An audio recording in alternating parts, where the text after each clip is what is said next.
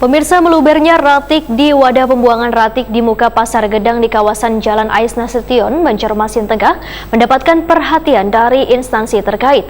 Lantaran tumpukan ratik yang menimbulkan bau tersebut meluber sampai ke tengah jalan hingga mengganggu warga yang hendak melintas. Mengatasi permasalahan ini, dinasnya akan mengupayakan dengan mengaktifkan program Surung Sintak. Melubernya ratik di wadah pembuangan ratik di muka Pasar Gedang di kawasan Jalan Ais Nasution, Banjarmasin Tengah mendapatkan perhatian dari instansi terkait. Dikarenakan tumpukan ratik yang menimbulkan bau tersebut meluber sampai ke tengah jalan hingga mengganggu warga yang hendak melintas.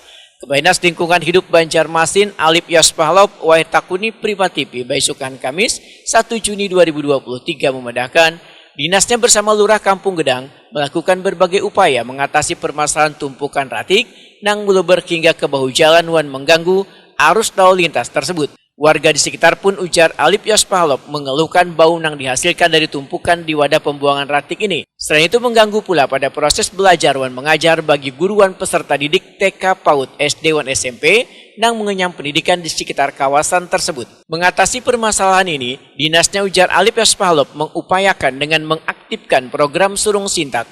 Upaya ini mendapat respon yang baik dari warga dikarenakan sejak diaktifkannya program Surung Sintak wan Bang Ratik, permasalahan melubernya tumpukan ratik hingga ke bawah jalan sudah mulai berkurang. Kemarin baru ada menerima dari lurah, kemudian masyarakat di sana, mereka untuk mengatasi di sana itu kita sudah mulai nih, tidak ada seperti dulu lagi ya, bahwa sekarang kita dengan menempatkan amrol di sana berkurang.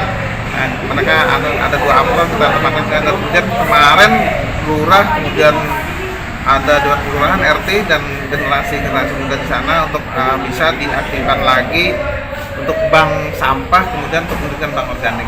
Dan insya Allah kita akan fasilitasi sana untuk pelatihan sehingga masyarakat di sana untuk memanfaatkan sampah-sampah organik. Jadi kan ada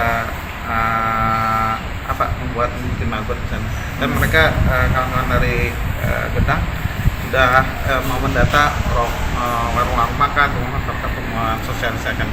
Kemudian ada satu lagi program kita juga kita lakukan di sana. Dan insya Allah bisa di sana. Untuk lahan sementara belum ada. Karena kan Bu Ali kemarin minta pindah juga. Iya, itu prioritas juga, karena tetap kita akan lakukan, tapi sekarang sudah mulai berkurang dan kita akan, apalagi dengan Surung Sintak, tidak ada lagi sampah di sana. Untuk mengurangi ratik yang dibuang, maka dinasnya, ujar Alip Yospahlop, mengajak warga untuk mengikuti pelatihan dalam memanfaatkan ratik-ratik berbahan organik untuk dijadikan bahan yang bermanfaat.